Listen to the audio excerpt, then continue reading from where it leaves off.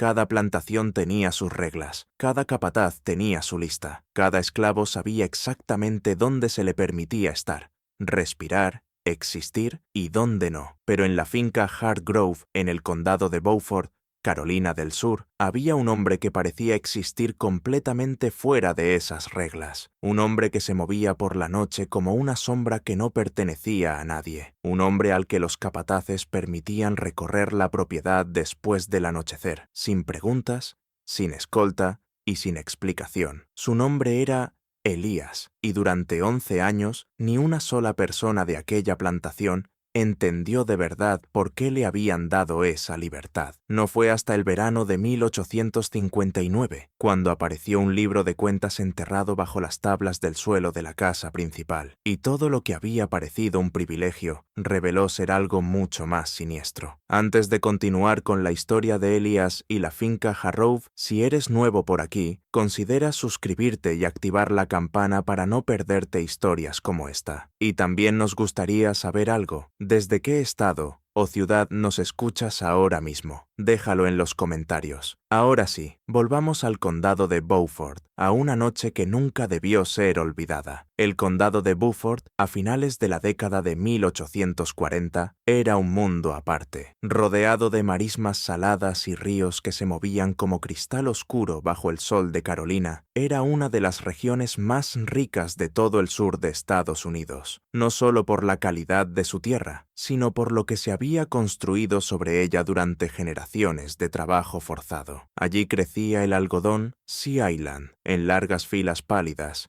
que se extendían hasta el horizonte, y los hombres que poseían esos campos tenían apellidos que aparecían en periódicos, desde Charleston hasta Washington, con la seguridad de quienes creían que su posición en el mundo era permanente. La familia Harrove estaba entre las más antiguas y consolidadas del condado. Su propiedad, unas 400 acres de tierra cultivada más una franja de marisma boscosa, había permanecido en la familia desde 1791, cuando el abuelo de Thomas Harrove obtuvo una concesión de tierras tras la Guerra de Independencia. Para cuando llegaron los años 1840, los Harrove no eran solamente terratenientes, eran una especie de institución. Su palabra tenía peso en los tribunales del condado. Rechazar una invitación suya a una cena de temporada podía traer consecuencias sociales. El patriarca en esos años era Cornelius Harrove, un hombre de poco más de 50 años, de hombros anchos y con una manera deliberada de hablar que hacía que incluso las frases más simples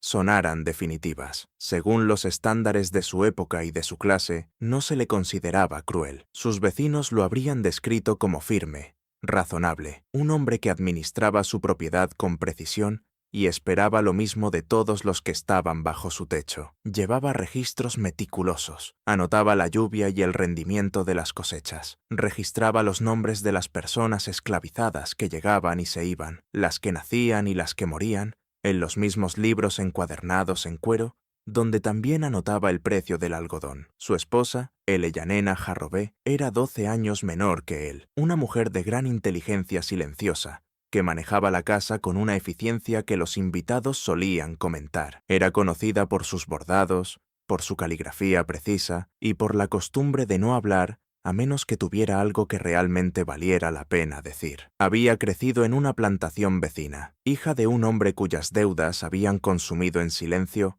la mayor parte de su propiedad cuando ella llegó a la edad adulta, y su matrimonio con Cornelius había formado parte de ese tipo de arreglos, un intercambio de posición social por seguridad económica. Tuvieron 2 hijos, que sobrevivieron a la infancia. El mayor era un hijo llamado Henry, de 21 años en 1848, recién regresado de 2 años de estudio en Charleston. La menor era una hija, Nora, de 16 años en ese momento, que aún no había sido enviada fuera para una educación formal, y que todavía pasaba las mañanas ayudando a su madre a catalogar objetos del hogar, y las tardes leyendo en la habitación estrecha detrás del huerto de la cocina, a la que llamaba, sin ironía, su biblioteca. La finca empleaba a 6 capataces blancos que administraban distintas secciones de la propiedad, y, Según los registros del censo de 1848, había 63 personas esclavizadas. Entre ellas estaba Elías. Había llegado a la plantación Harrow en 1847, comprado en una subasta en Savannah, Georgia. Y aunque el registro de la subasta, como tantos otros, solo contenía los datos más básicos: edad estimada de 28 años, ocupación registrada como trabajo general de campo, origen desconocido, había sido llevado al condado de Beaufort junto con otros 2 hombres, cuyos nombres sí aparecen en los registros, pero cuyos destinos se separaron del suyo de forma drástica casi inmediatamente después de llegar. Lo que distinguió a Elías desde el principio era algo que ninguna columna de un libro de cuentas podía capturar correctamente. Era callado de una manera que hacía que la gente prestara atención. No era el silencio de un hombre quebrado. Quienes habían visto suficiente de la vida en las plantaciones podían reconocer ese tipo de silencio a distancia, como una cualidad específica de quietud en un cuerpo que ha dejado de esperar cualquier cosa. El silencio de Elías era distinto. Era el silencio de un hombre que siempre estaba escuchando, siempre calculando. Sus ojos recorrían una habitación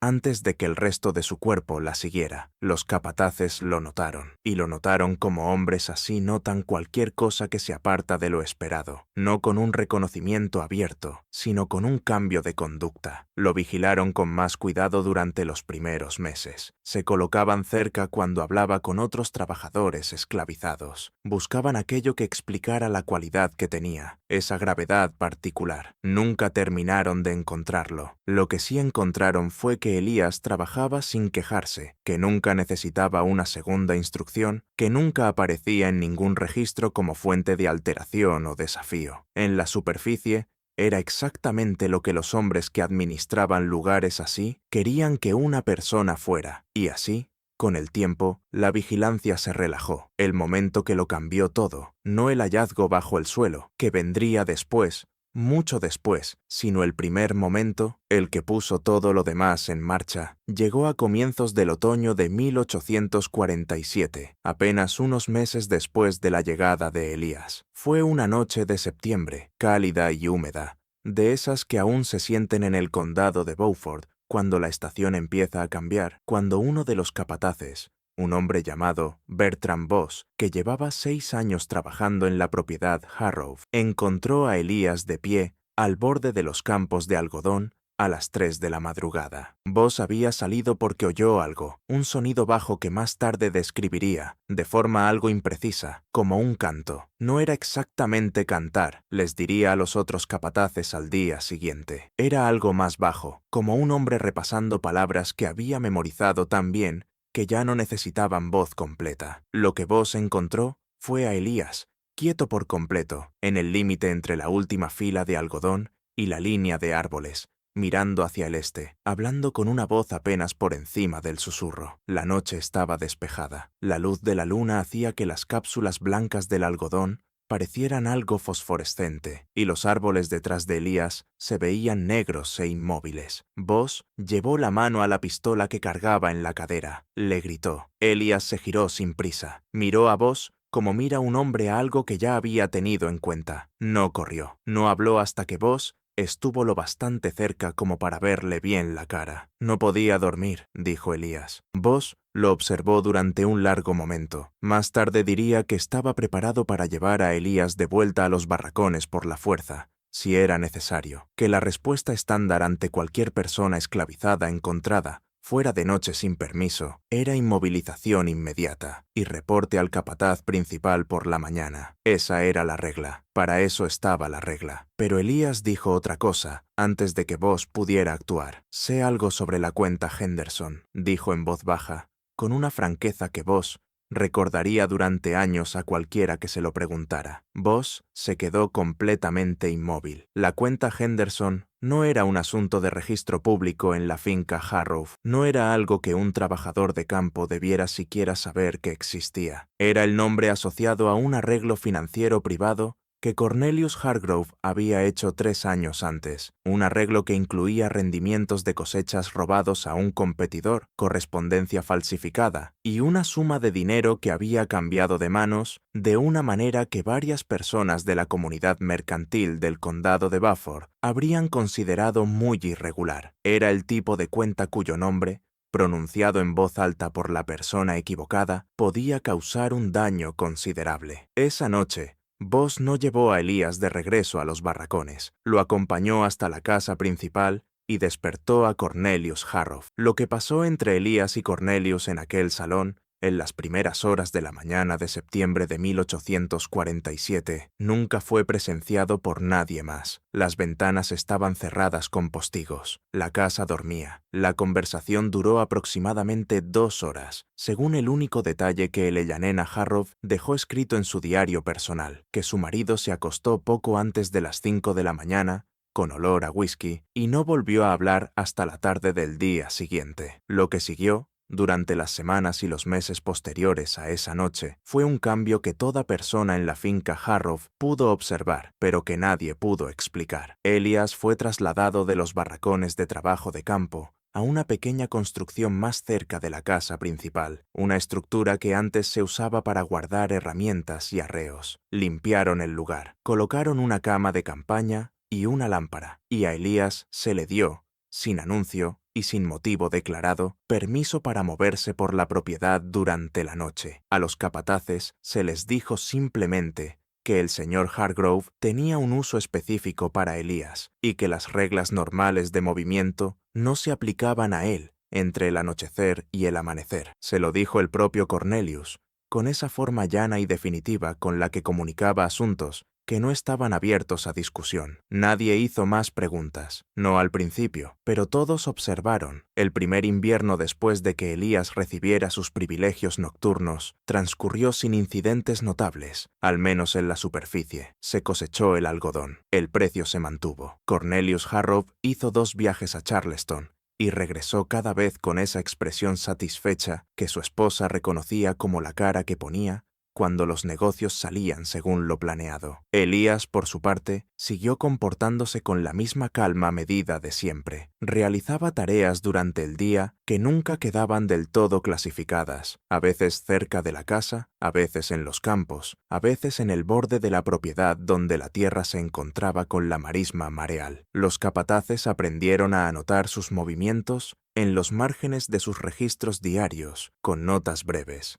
casi desdeñosas. Elías otra vez en la marisma. Elías cerca de la cerca norte esta mañana. Lo que ninguno de ellos escribió, porque ninguno entendía del todo lo que estaba viendo, era que Elías estaba construyendo algo, no físicamente, no de una manera que dejara marcas evidentes en el paisaje. Lo que Elías estaba construyendo, con la paciencia y la precisión de un hombre que había aprendido muy pronto que sobrevivir exigía una clase particular de visión larga. Era un mapa. Pasaron varios años antes de que quienes lo rodeaban empezaran a entenderlo. Y aún entonces, la comprensión llegó en fragmentos, a través de observaciones que solo tenían sentido cuando se colocaban unas junto a otras. Pero la imagen que fue surgiendo, lenta y solo en retrospectiva, era esta. Elías había estado en otro lugar antes de la plantación Hargrove. En algún momento, en los años anteriores a 1847, había vivido entre personas que le enseñaron cosas que no tenían un lugar evidente en la vida de un trabajador de campo,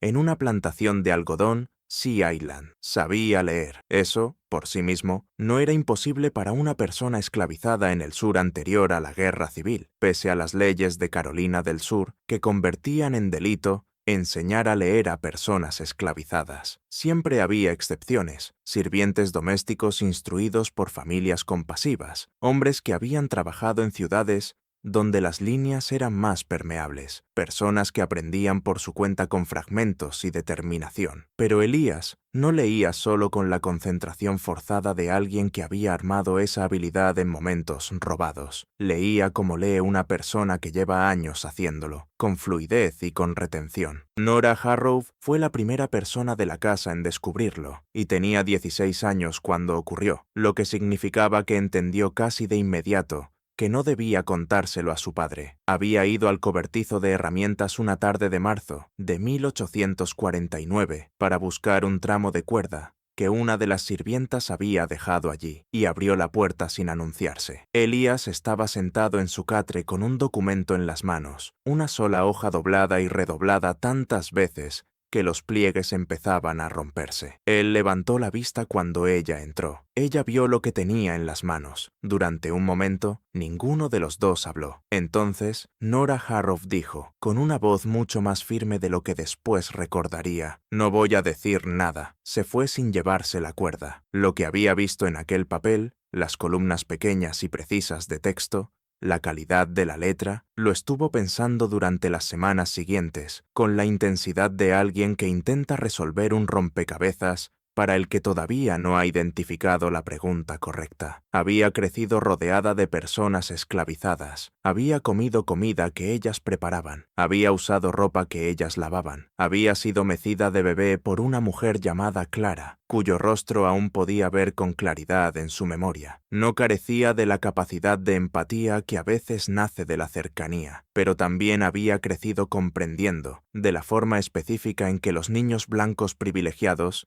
entienden cosas que nunca han tenido que explicar, que el mundo tenía un orden particular y que su lugar en ese orden dependía de que ese orden no se alterara. Lo que había visto en la mano de Elías sugería que Elías tenía una vida que ella desconocía por completo, una historia, un mundo interior con suficiente complejidad como para requerir documentación. Empezó a dejar libros cerca del cobertizo, no de forma visible, no de una manera que un observador casual notara. Un volumen sobre el banco junto a la bomba de agua, un folleto escondido bajo una maceta de barro cerca de la puerta del cobertizo. Ella nunca reconoció esas colocaciones, y Elías tampoco, pero los libros desaparecían, y cuando ella se cruzaba con él en el patio o en los campos, algo en la calidad de su atención, una ligera inclinación de cabeza, un cambio mínimo en la postura de los hombros, comunicaba, sin palabras, que los había recibido. Henry Hargrove no notó nada de eso. Henry,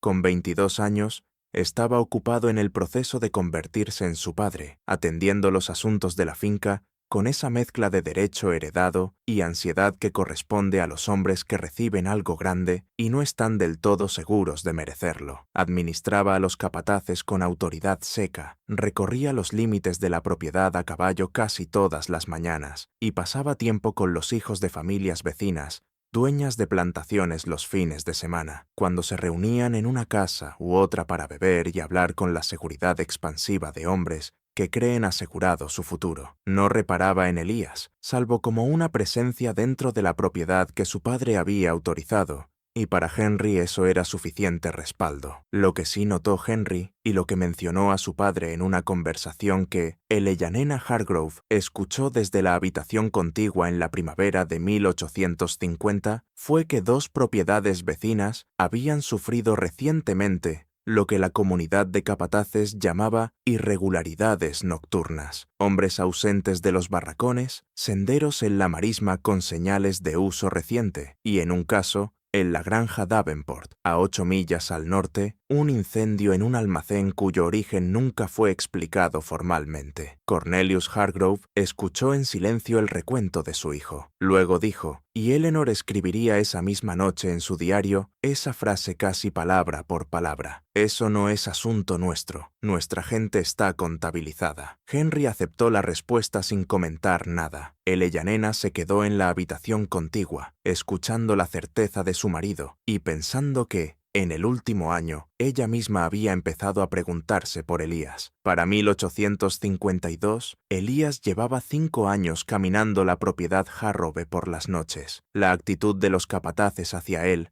se había asentado en algo parecido a la rutina, un reconocimiento resignado de un arreglo que ninguno de ellos había creado y que ninguno terminaba de entender. Registraban su presencia nocturna en los márgenes de sus libros y no interferían. Bertrand Voss, que había sido quien lo encontró aquella primera noche al borde del campo, había desarrollado el hábito de simplemente apartar la vista cuando veía a Elías en la oscuridad, y nunca llegó a formular del todo, ni siquiera para sí mismo, si eso era obediencia, evasión o algo más cercano a la inquietud. La relación de las demás personas esclavizadas de la propiedad con Elías era más compleja. Había quienes lo miraban con abierta sospecha. La libertad que se le había dado, el movimiento nocturno, el alojamiento separado, la relación indefinida con el dueño de la finca, era, bajo cualquier medida, algo irregular, y en lugares donde la supervivencia dependía de entender cada variación del paisaje social, lo irregular no solía ser una fuente de consuelo. Corrían rumores de que Elías era un informante, de que sus caminatas nocturnas eran una forma de vigilancia, de que el permiso que se le había dado dependía de que reportara lo que oía, lo que se decía en los barracones después del anochecer, los planes o quejas que circulaban entre hombres y mujeres que no tenían otras horas privadas. Pero había otras personas que pensaban distinto. Entre ellas estaba una mujer llamada Ruth, que había vivido en la finca Harrov desde niña y que, a los 43 años, había sobrevivido lo suficiente como para desarrollar una calibración muy particular entre peligro y posibilidad. Durante años observó a Elías con la misma atención cuidadosa con la que seguía los cambios del clima y los estados de ánimo de los capataces, no exactamente con miedo, sino con una forma de disposición paciente. Durante mucho tiempo, no le habló directamente de lo que sospechaba. Esperó. El momento en que decidió acercarse fue en el verano de 1852, un domingo por la tarde, el único día de la semana en que la presión del trabajo bajaba lo bastante como para que pudiera existir una conversación sin que la geometría de la vigilancia cayera sobre ellos. Lo encontró cerca de la marisma, en el borde de la propiedad, donde la hierba crecía alta y el sonido del agua cubría las voces. «Estás contando cosas», dijo, sin preámbulo. Elías la miró durante un largo momento. La marisma se movía detrás de él. «Te llevo observando 5 años», dijo Ruth. «Cuentas las distancias, el tiempo que se tarda en ir de aquí a la cerca norte, cuánto tardan los perros en volver a rodear, qué profundidad alcanza el agua en el canal cuando sube la marea». Él no lo negó. Lo que Ruth había entendido, y lo que llevaba años poniendo a prueba a su manera, era si Elías estaba construyendo algo para sí mismo o para otros, si la información que recopilaba en esas horas nocturnas se la entregaba a Cornelius Harrov o si la guardaba para un propósito completamente distinto. Ella ya había llegado a una conclusión antes de hablar con él. El acercamiento en sí era la prueba. Si él informaba de esa conversación en la casa, ella lo sabría. Había calculado el riesgo y decidió que era uno que podía asumir. Lo que Elías le contó aquella tarde, en fragmentos y con la cautela específica de un hombre que había aprendido a comunicar cosas importantes con la menor exposición posible, no era todo, pero fue suficiente para que Ruth entendiera que el arreglo con Cornelius Harrov no era lo que los capataces creían. La cuenta Henderson, la irregularidad financiera que le había dado a Elías su margen de presión en aquella primera conversación nocturna de septiembre, no era la única pieza de información que Elías tenía sobre Cornelius Harrov. Era la oferta inicial. En los años siguientes, Elías fue acumulando, con la paciencia metódica de alguien que realiza una observación larga y cuidadosa, más información, más cuentas, más datos sobre los negocios de la familia Harrov, su correspondencia con socios comerciales y los detalles de ciertas transacciones que habían ocurrido entre Cornelius y un factor de Charleston llamado Dutton. No había reunido esa información leyendo documentos directamente, aunque era capaz de hacerlo. La había reunido escuchando, estando en los lugares correctos en los momentos correctos, entendiendo que las personas con autoridad se vuelven descuidadas alrededor de quienes han decidido que no importan. Cornelius Hargrove hablaba con libertad en presencia del personal esclavizado de su casa, de la misma manera en que los hombres que guardan secretos siempre se dejan una grieta, un lugar donde el mantenimiento de su imagen pública se relaja porque creen que el público no está realmente ahí. Elías llevaba 5 años dentro de esa grieta. Lo que Ruth le preguntó, después de que él le había contado lo suficiente como para confirmar sus sospechas, fue algo simple. ¿Qué estás construyendo con eso? Y Elías, por primera vez en la conversación, mostró un cambio en el rostro. Algo en su expresión pasó de la neutralidad cuidadosa que llevaba como una prenda a otra cosa. Algo que Ruth, que había leído rostros humanos toda su vida, reconoció como el gesto de un hombre que ha caminado un camino muy largo durante mucho tiempo y que, por fin, ha llegado a un lugar donde puede decir algo verdadero en voz alta. «Una puerta», dijo. «Estoy construyendo una puerta». Ese fue el comienzo de algo que tardaría 7 años más en completarse. Lo que Elías quería decir con una puerta y lo que le costaría a él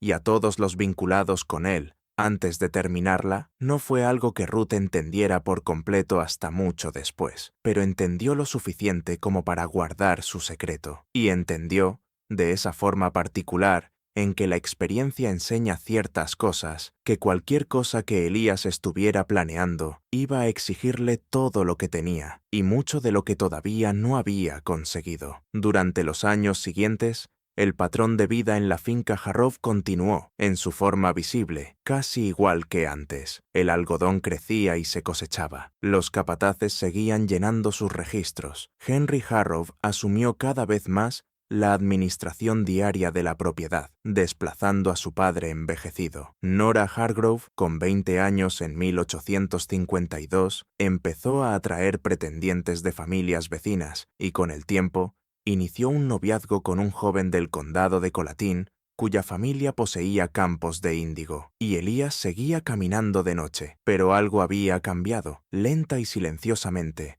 en los márgenes de lo visible. La información que Elías reunía ya no se quedaba solo con él. La primera señal de que algo se había movido en el arreglo entre Elías y Cornelius Harrov apareció a finales de la primavera de 1855. Cornelius tenía entonces 60 años, y los años empezaban a notarse de las formas visibles en que suelen notarse. Un engrosamiento de las articulaciones, una lentitud mayor en su paso, ya de por sí pausado, una tendencia a silencios largos en la mesa que Elleyanena reconocía como algo distinto de la simple reflexión. Sus negocios también habían cambiado. El mercado del algodón en esos años era volátil y los Harrove habían soportado 2 temporadas consecutivas difíciles. Henry, en su favor, había manejado las cuentas de la propiedad con competencia, pero el margen de comodidad que Cornelius había mantenido durante años se había estrechado. En junio de 1855, Cornelius mandó llamar a Elías a la casa principal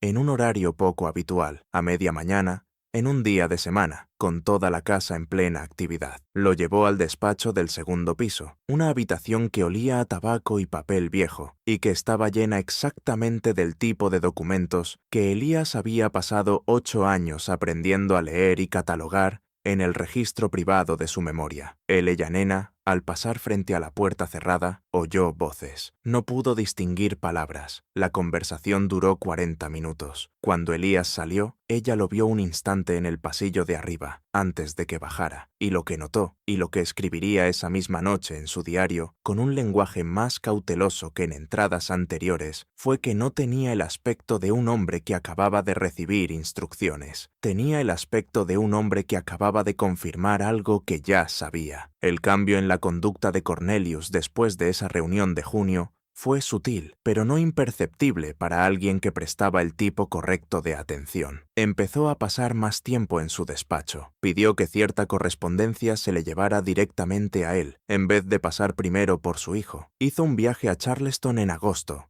solo, sin avisar a Henry con antelación, y regresó 3 días después sin más explicación que negocios. Lo que Eleanor todavía no sabía, y lo que no quedaría claro hasta que apareció el libro de cuentas 4 años más tarde, era que Cornelius había entrado en un segundo arreglo con Elías en junio de 1855. El primero había sido el intercambio original, el conocimiento de Elías sobre la cuenta Henderson a cambio de libertad de movimiento nocturno. El segundo era algo más estructural y más peligroso para ambos. Elías había ido a ver a Cornelius en aquella reunión de junio no para ser convocado, sino para presentar algo, para hacer una propuesta. ¿Cuál fue exactamente esa propuesta? Es algo que se reconstruye por inferencia, a partir de documentos que sobrevivieron y documentos que no, pero sus líneas generales pueden recuperarse. Elías había pasado 8 años reuniendo información sobre los asuntos financieros de Cornelius Harrov.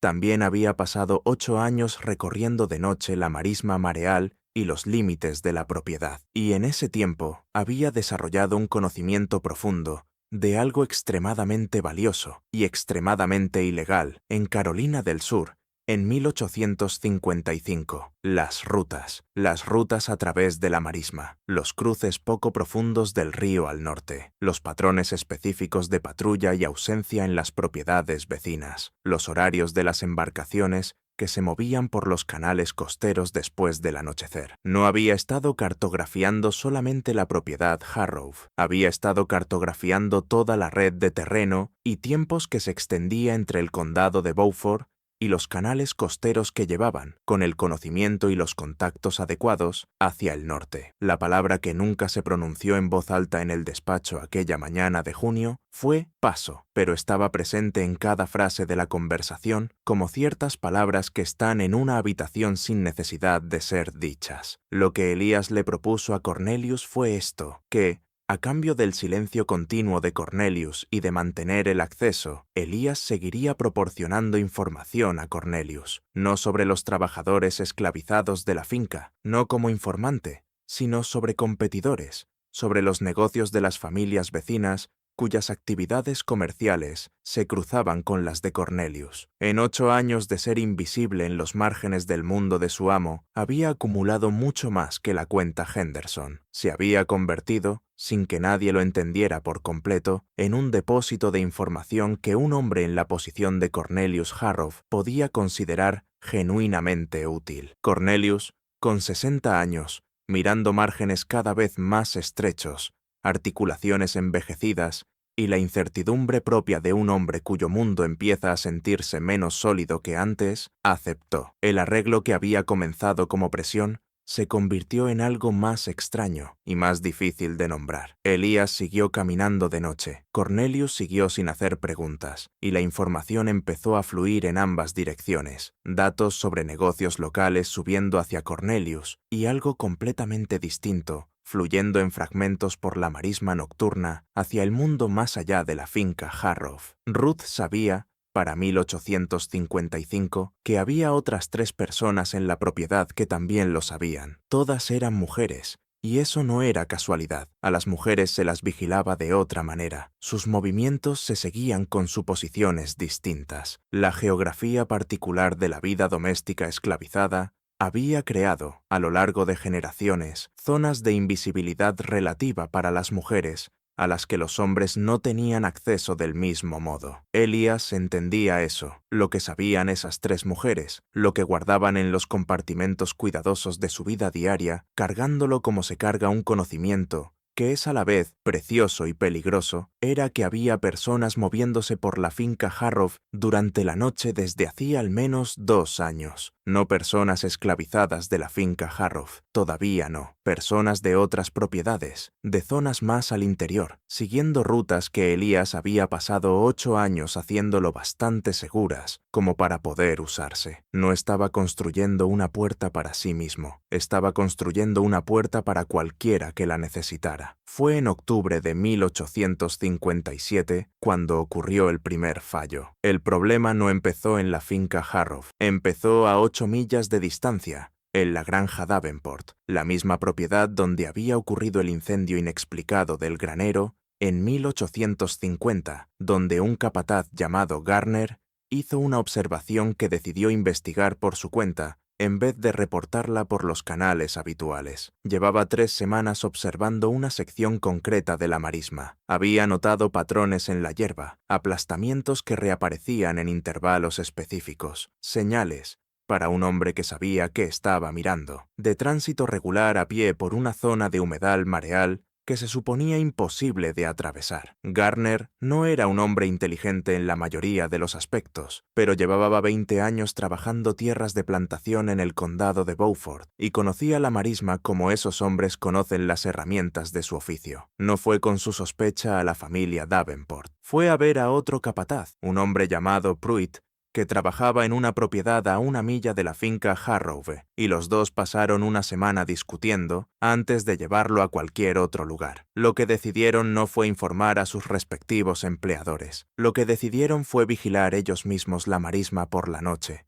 durante 2 noches consecutivas en la segunda semana de octubre, y ver qué encontraban. La primera noche no encontraron nada. La segunda noche encontraron un rastro, no una persona, un rastro, hierba rota, aún fresca, la huella de un pie en barro blando al borde de la marisma, demasiado grande para ser de un ciervo, y demasiado colocada con intención como para ser el movimiento casual de un animal. Y al final del rastro, donde llegaba al suelo más firme cerca del límite de la propiedad Harrow, un objeto pequeño hundido en el barro junto a un árbol concreto que ambos hombres reconocieron, por separado, como una marca, un trozo de cuerda anudada. El patrón específico del nudo era algo que ni Garner ni Pruitt habían visto antes, pero tenía la cualidad inconfundible de lo intencional. Había sido colocado allí para alguien que supiera leerlo. Lo tomaron, se separaron, y ambos pasaron los días siguientes dándole vueltas a lo que habían encontrado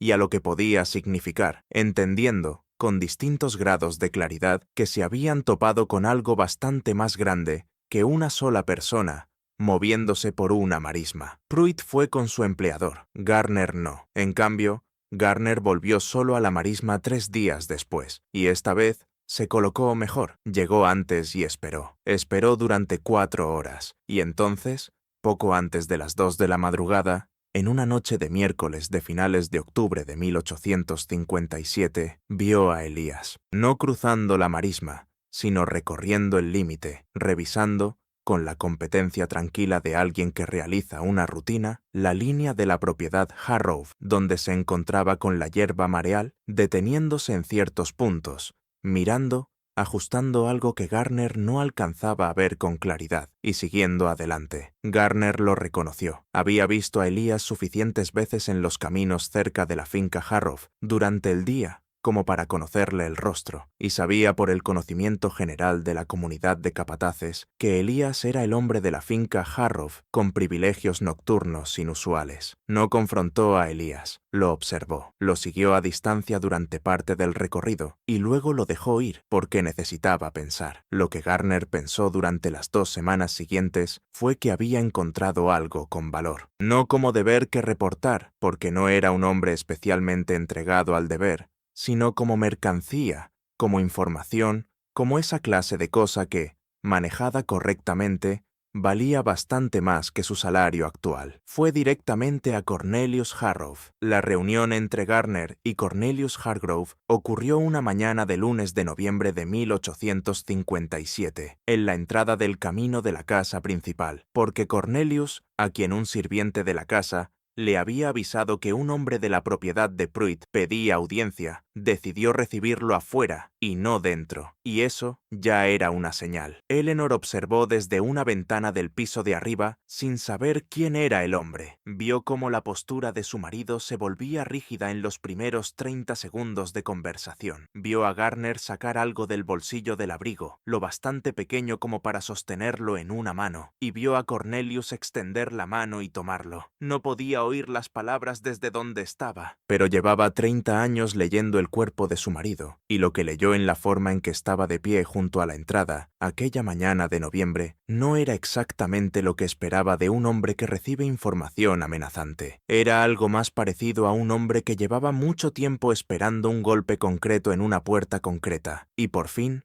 lo había oído. Cornelius dio las gracias a Garner, le entregó una pequeña suma de dinero, suficiente para mostrar reconocimiento sin mostrar miedo, y lo despidió. Después fue a buscar a Elías. La conversación que tuvieron después fue la segunda no documentada, la segunda que ocurrió sin testigos, tras puertas cerradas, en las primeras horas de una mañana de noviembre, que el resto de la casa durmió por completo. Duró más que la primera. Eleanor, que no había podido dormir, oyó el murmullo bajo de voces en el despacho de su marido pasadas las 3 de la madrugada, y permaneció despierta en la oscuridad, escuchando el sonido de 2 hombres negociando algo para lo que ella todavía no tenía palabras. Cuando Cornelius se acostó, mientras el cielo empezaba a aclarar, se tumbó a su lado sin hablar durante varios minutos. Luego dijo, algunas cosas van a cambiar. Ella esperó más, no hubo más. Acostada junto a él, en la luz cada vez más pálida, pensó en la cuerda anudada, que no podía conocer, y en Elías,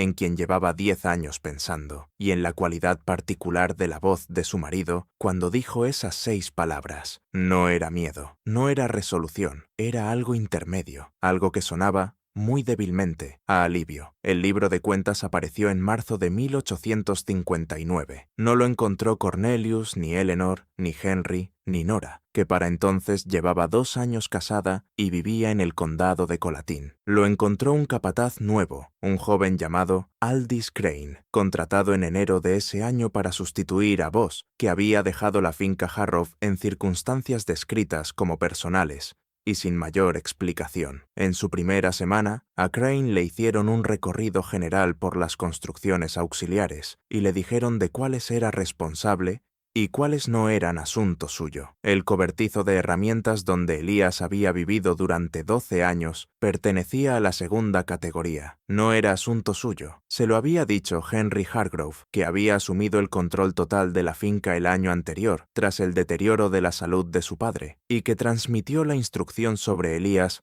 con la firmeza específica de alguien que repite algo que a él mismo le dijeron y que no termina de entender. Crane aceptó esa instrucción durante 6 semanas. Tenía 23 años. Era ambicioso de esa forma en que lo son los hombres jóvenes que sienten que no los están aprovechando, y había pasado esas 6 semanas observando la finca con la atención posesiva de alguien que cree ser más competente que quienes están al mando. Se fijó en el cobertizo de herramientas, se fijó en que Elías se movía por la propiedad con una libertad que ninguno de los otros hombres tenía. Se fijó en 2 inspecciones nocturnas distintas, en que Elías no estaba en su cobertizo. Preguntó por ello. Le volvieron a decir que Elías no era asunto suyo. Un jueves por la noche, en la primera semana de marzo, mientras Elías estaba en algún punto de su recorrido nocturno por la propiedad, Crane fue al cobertizo de herramientas y lo registró. Lo que encontró no fue inmediatamente comprensible para él. El lugar era austero. El catre, la lámpara, una caja de madera, un bulto de tela. Abrió la caja. Dentro había varios documentos doblados, algunos papeles sueltos con marcas que reconoció como escritura, aunque no logró descifrarlos por completo, y debajo de todo eso, envuelto en tela encerada y metido al fondo, un libro de cuentas. Era un libro de cuentas pequeño y gastado, del tipo que se usa para cuentas domésticas, y estaba lleno de principio a fin, con una letra pequeña y precisa. En la primera página, arriba, había una fecha, enero de 1848, y debajo, organizado en columnas, un registro. No era un registro financiero. Las columnas no seguían dinero. Registraban otra cosa, algo que a Crane le tomó varios minutos de lectura atenta, bajo la luz de la lámpara en aquel cobertizo pequeño, empezar a comprender fechas, lugares, números, condiciones del clima, horarios de marea, algo parecido a una serie de anotaciones sobre el movimiento de personas, no de las personas esclavizadas de la finca Harrow. Las anotaciones incluían referencias que correspondían, hasta donde Crane podía entender, a lugares muy fuera del límite de la propiedad: el canal mareal, el cruce del norte, una referencia a un bote, una referencia a un contacto cuyo nombre aparecía solo con una inicial. El libro de cuentas cubría 11 años. Crane se quedó sentado mucho tiempo en el borde del catre de Elías. Era joven y ambicioso, y no especialmente imaginativo, pero sí era capaz de seguir una línea clara de implicaciones, y la implicación de lo que tenía en las manos, una vez que se disipó la confusión inicial, era absolutamente inequívoca. Tomó el libro de cuentas y fue a la casa principal. Henry Hargrove no estaba en casa. Había ido a caballo a una propiedad vecina esa tarde y no se lo esperaba hasta el día siguiente. Eleyanena Harrow estaba sola en el salón cuando Crane llamó. Lo recibió con la cortesía medida que ofrecía a todo el mundo y miró el libro de cuentas que él puso en sus manos sin cambiar la expresión. Leyó la primera página, leyó varias más. No dijo nada mientras leía. Cuando por fin cerró el libro y miró a Crane, le hizo una sola pregunta. ¿Alguien más sabe que usted tiene esto? Él dijo, no. Ella puso el libro sobre su regazo y se quedó muy quieta durante un momento, que a Crane le resultó difícil de interpretar. Luego le dijo que tendría que hablar con su esposo por la mañana, y que, mientras tanto, no debía decir nada a nadie, ni a los otros capataces, ni a los trabajadores, ni a nadie. Crane se fue. Eleyanena se quedó con el libro de cuentas sobre el regazo hasta que el salón se oscureció a su alrededor y tuvo que encender la lámpara ella misma. Lo que Eleyanena Harrov hizo esa noche se ha reconstruido a partir de 3 fuentes distintas: su diario, una carta que escribió a su hija Nora y que nunca envió, encontrada décadas después entre los papeles de Nora, y el relato de Ruth, que seguía en la finca Harrov en 1859 y que, de todos, fue quien más se acercó a entender lo que había ocurrido. Eleyanena leyó el libro completo. Le tomó casi toda la noche. Lo que encontró allí no era simplemente un registro de rutas y pasos, era un registro de nombres, no nombres completos. En muchos casos, solo iniciales o referencias descriptivas. El hombre de Drayton o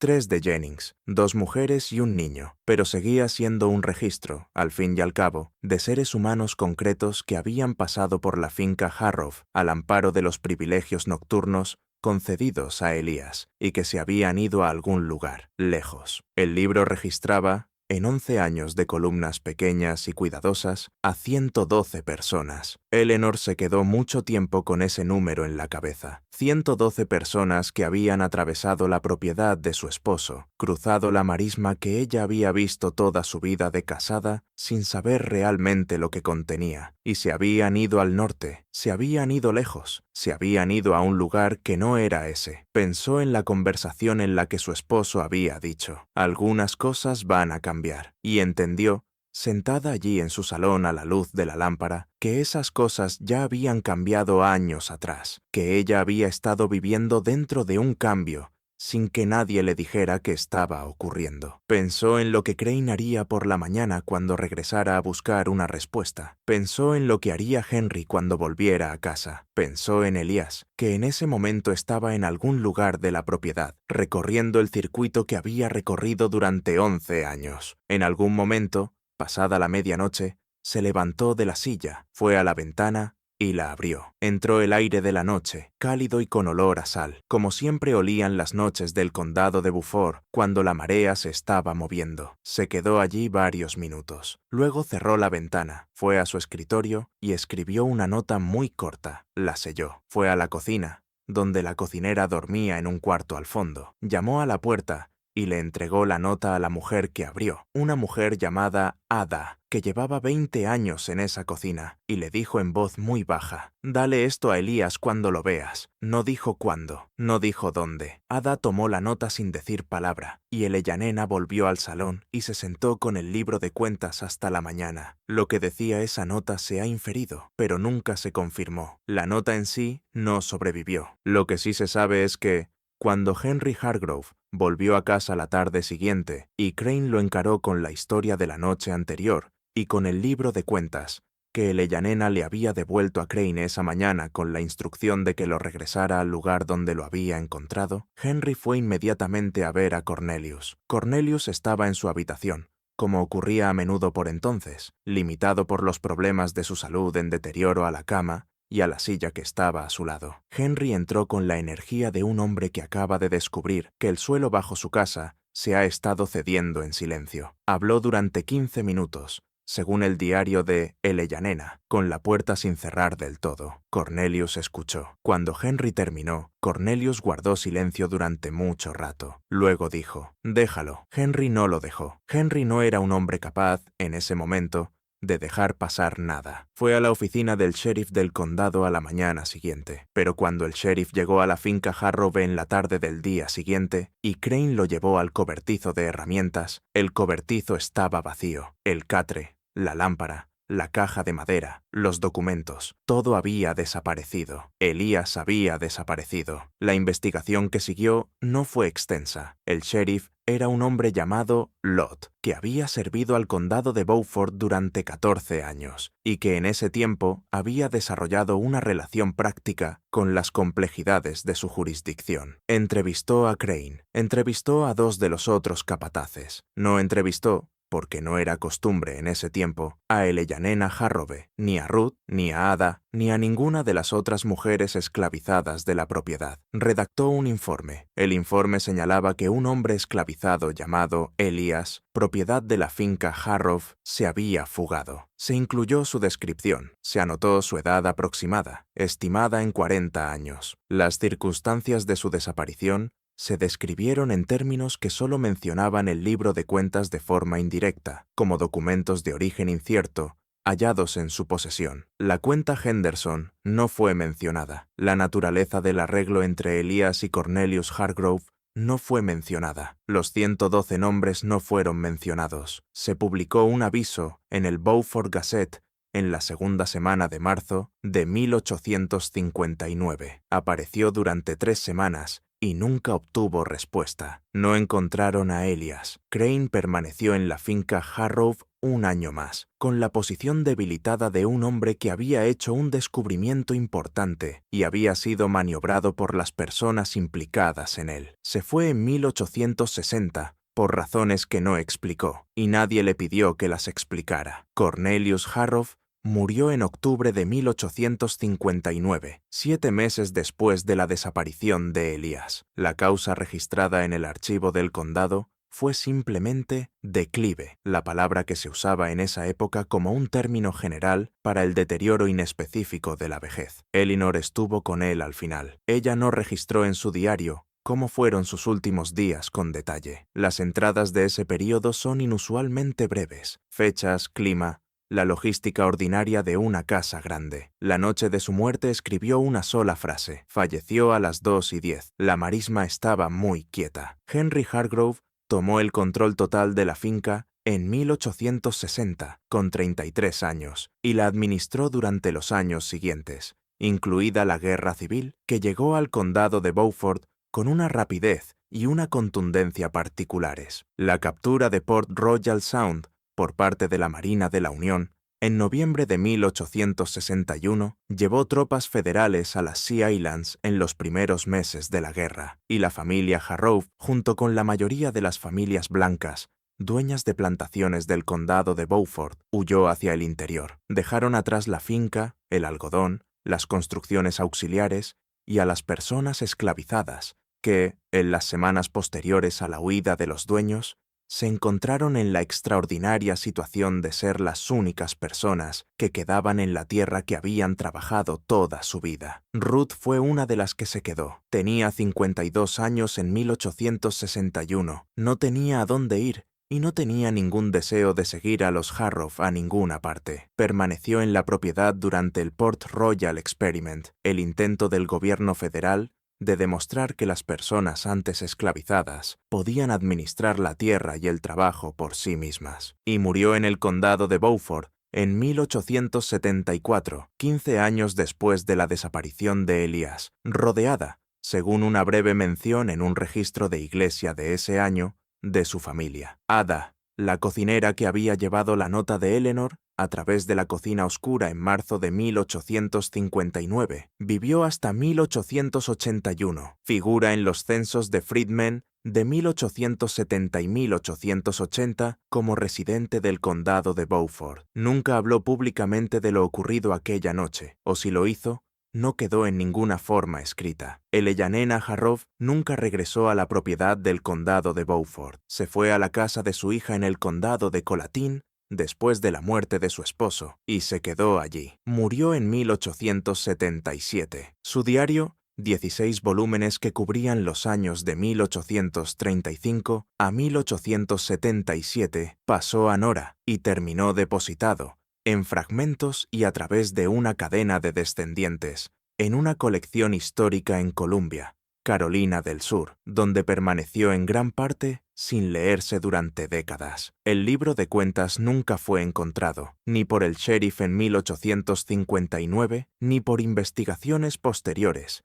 ni en los años después de la guerra, cuando la propiedad cambió de manos repetidas veces. Cualquier cosa que contuviera, más allá de lo que se ha inferido, cualquier registro más completo que Elías hubiera mantenido de esos 11 años de documentación nocturna, cuidadosa y paciente, desapareció con él. Lo que fue ese libro de cuentas, al final, fue a la vez más y menos que la historia que se formó a su alrededor. No era un documento sobrenatural, no era un manifiesto, era un registro práctico, llevado por un hombre práctico, de algo que estaba ocurriendo con o sin la existencia del libro. 112 personas atravesaron la marisma mareal del condado de Beaufort entre 1848 y 1859, siguiendo rutas que un solo hombre había pasado años cartografiando con la minuciosidad de alguien que entendía que un solo giro equivocado, un solo error al calcular la marea, un solo instante de ser visto, acabaría no solo con su proyecto, sino con todos los que dependían de él. El arreglo con Cornelius Harrop, el intercambio de información por libertad de movimiento, el trueque de inteligencia financiera por la libertad específica de moverse de noche, fue, visto en retrospectiva, una estructura de delicadeza extraordinaria. Dos hombres en una relación definida por completo por el poder y la propiedad habían alcanzado,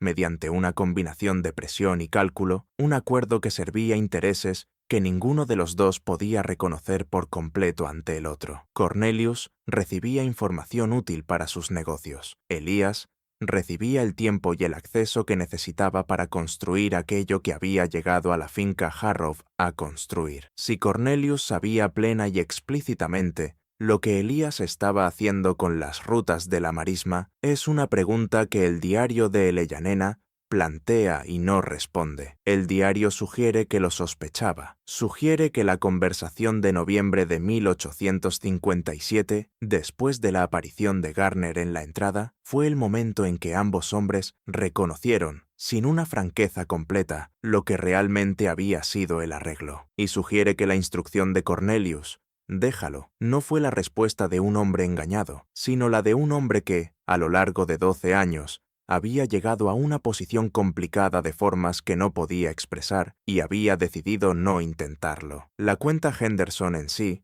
el punto de presión original, nunca fue expuesta por completo. Apareció una vez, brevemente, en una disputa legal de 1862 sobre obligaciones de guerra de la finca Hargrove, y la referencia en ese expediente es la evidencia documental más explícita de su existencia. El hombre llamado Dutton, el factor de Charleston, cuyo nombre aparece en el diario de Eleyanena, en el contexto de los negocios de Cornelius, murió en 1863, y los registros que pudo haber conservado no sobrevivieron a las interrupciones de la guerra en la ciudad. Las rutas a través de la marisma de Beaufort se usaron de distintas formas durante años después de la partida de Elías. Los cruces mareales que él había cartografiado siguieron siendo viables. Otras personas, durante los años de la guerra y después, los recorrieron. No se puede verificar si los recorrieron gracias al conocimiento que él dejó atrás, transmitido por Ruth o Ada, o por otras personas cuyos nombres no figuran en ningún registro sobreviviente. Es el tipo de pregunta que los documentos conservados rozan de manera indirecta y luego dejan sin resolver. Bertrand Voss, el capataz que encontró a Elías al borde del campo en septiembre de 1847, que lo llevó por primera vez ante Cornelius, que pasó 12 años registrando sus movimientos nocturnos en los márgenes de sus informes de trabajo, y luego simplemente dejó de hacerlo. Abandonó la propiedad Hargrove en enero de 1859, 2 meses antes de que apareciera el libro de cuentas. Las circunstancias de su salida se describen en los registros de la finca de Henry Hargrove solo como acuerdo mutuo. Hay un único pago anotado en esos registros, hecho a Voss el día de su salida, por una cantidad aproximada de 5 veces su salario mensual. Su propósito declarado figura como liquidación de servicios. No se ofrece ninguna otra explicación. Hay una pregunta en el centro de esta historia, silenciosa y persistente, como ciertas preguntas que siguen ahí cuando las personas que podían responderlas ya no están. Elías llegó a la finca Harrove en 1847 como un hombre comprado, adquirido en subasta en Savannah, con origen desconocido. El registro de la subasta da su ocupación como trabajador general de campo, lo que, viendo todo lo que ocurrió después, fue o una caracterización profundamente errónea o un ocultamiento deliberado. El conocimiento que llevaba consigo sobre la cuenta Henderson sobre las rutas, sobre el tipo de presión que usó en aquella primera conversación nocturna de septiembre. No llegó con él completamente formado. Tuvo que haberlo aprendido en algún lugar. Tuvo que haber sido parte de un plan anterior a su llegada. El registro de la subasta no dice quién lo vendió, no dice de dónde venía, da una edad estimada y nada más. Lo que no responde es la pregunta de cómo un hombre llega a una plantación concreta, en un condado concreto, ya en posesión del conocimiento específico necesario para presionar a su dueño, ya orientado hacia la geografía específica necesaria para construir las rutas que construyó, ya sabiendo que aquello que estaba construyendo tomaría años y exigiría la paciencia y la resistencia de alguien que ha aceptado de antemano todo el peso del costo. No responde a esa pregunta, porque los registros de subasta no estaban diseñados para registrar ese tipo de cosas. Estaban diseñados para registrar precios. La finca Harrov fue vendida en 1866, después de la guerra, como parte de los esfuerzos de redistribución de tierras en las Sea Islands bajo política federal. La casa principal siguió en pie hasta 1891, cuando se incendió en un fuego cuya causa quedó registrada en los archivos del condado como indeterminada. El cobertizo de herramientas, la pequeña construcción auxiliar que fue el hogar de Elías durante 12 años, fue demolido en algún momento antes de 1880. La marisma sigue allí. La hierba mareal sigue moviéndose como se movía cuando un hombre llamado Elías caminaba por ella en noches de invierno, con una lámpara con la luz baja